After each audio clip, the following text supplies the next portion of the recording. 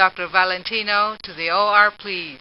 Dr. Valentino to the OR, please.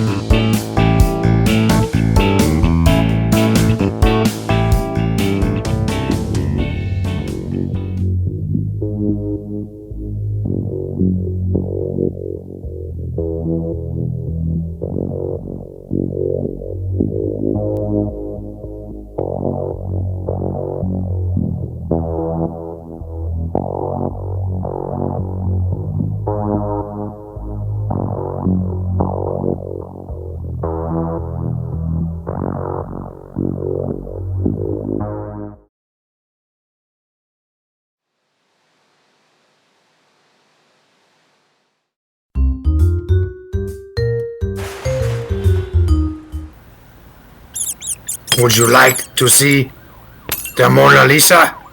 I know a guy who knows a guy who can show it to you right now. You're really gonna like it.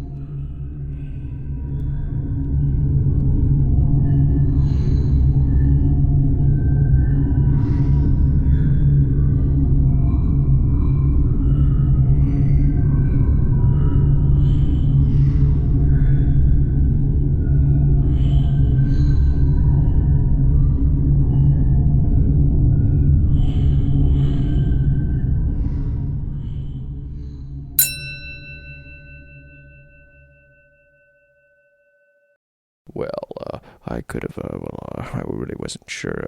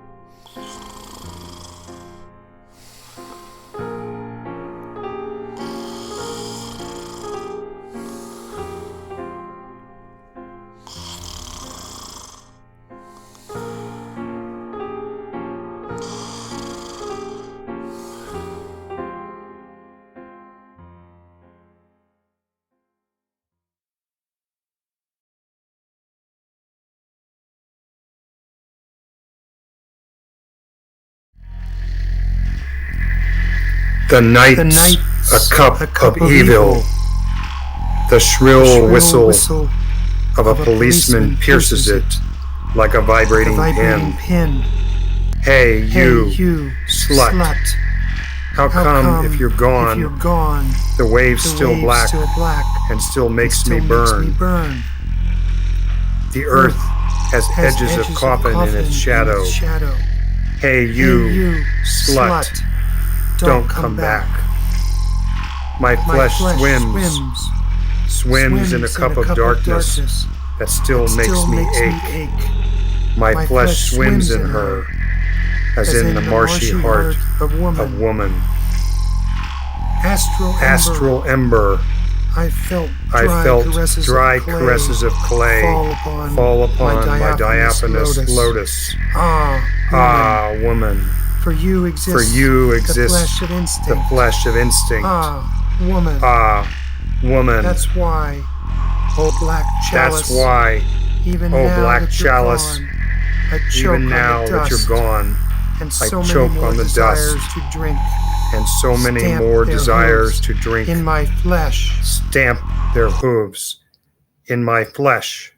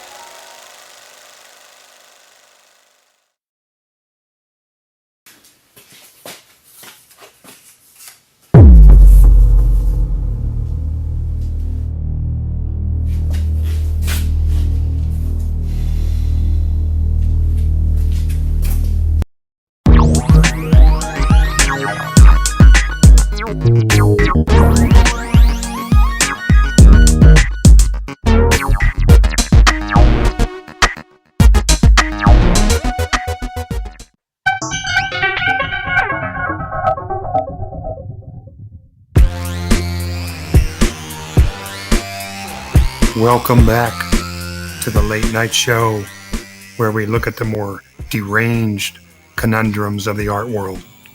I'm your host, Alias Anonymous. Tonight's episode, You Can Kiss My Art.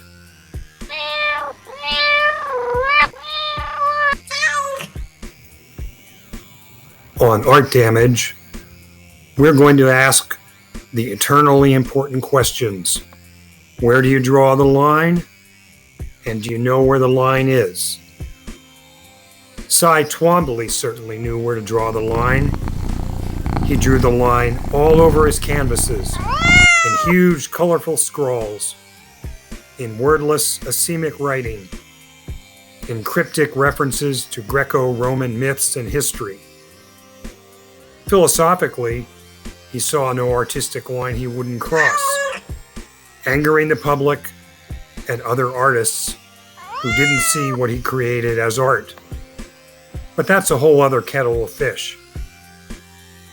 Rindy Sam apparently saw his paintings as art, so much so that the 30-year-old French-Cambodian woman was inspired by passion to plant a lipstick kiss on a pure white panel, part of a triptych titled Phaedrus by Twombly, thus leaving a bourgeois rouge best lip print that was impossible to remove from the $2.5 million painting.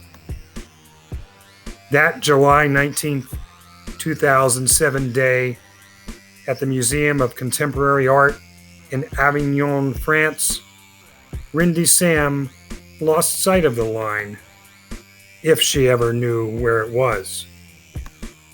Moved by some internal urge, she didn't see the art as belonging to someone else, and as she would say in court later, she committed an act of love. I didn't think when I kissed it, I thought the artist would have understood. The prosecution had a decidedly different view, describing Rindy's kiss as a revolting, bestial act of cruelty, a rape, and aggressive as a punch. Agnès Tricoire, plaintiff Yves Lambert's lawyer, said, "I do not share her vision of love. For me, love requires the consent of both sides." She asked for $2,878,000 in damages, including $47,000 cost for the restoration of the painting, which required 30 different products and was still unsuccessful in returning Twombly's painting to its original state. Ultimately, the court ruled that Rindy Sam pay a fine to the owner of the gallery, to the owner of the painting, and a symbolic €1 to artist Cy Twombly. Rindy Sam joined a long line, albeit less obviously violent, of maniacs who've slashed, thrown acid, set off bombs, shot at, objects thrown, and otherwise acted out private grievances and rage against works of art. These include assaults on Picasso's Guernica, Rodin's sculpture The Thinker, Michelangelo's David, 3 different attacks over a century on Rembrandt's The Night Watch, and 3 attacks on the Mona Lisa. Mona Lisa, Mona Lisa, men have maimed you. Even Rindy's lipstick incident is not the first of that kind. In 1912, 1977, and 1998, there were acts of kissing vandalism on various paintings. Geez Louise! Heavens to Murgatroyd!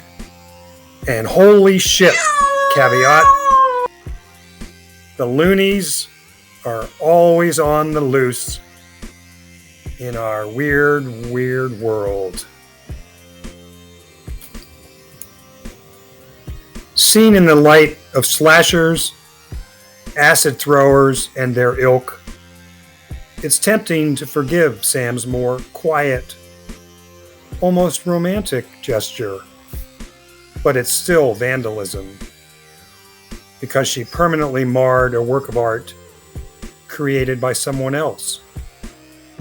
It doesn't matter the value monetarily of the art.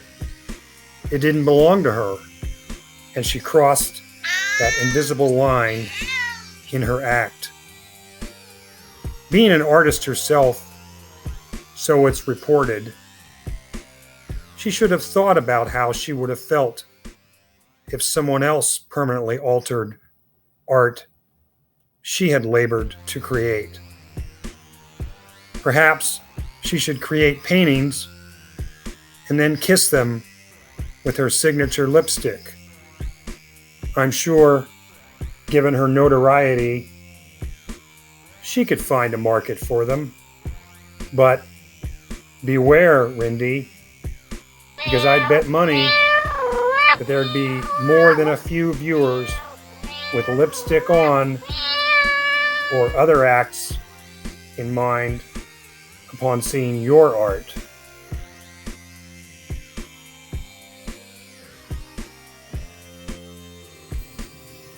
Well, that's it for tonight's show.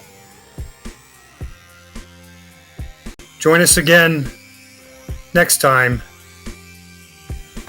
and we'll cast our net into the deep sea of artistic derangement and see what we haul up. Nighty-night from me and Caveat, the Latin cat.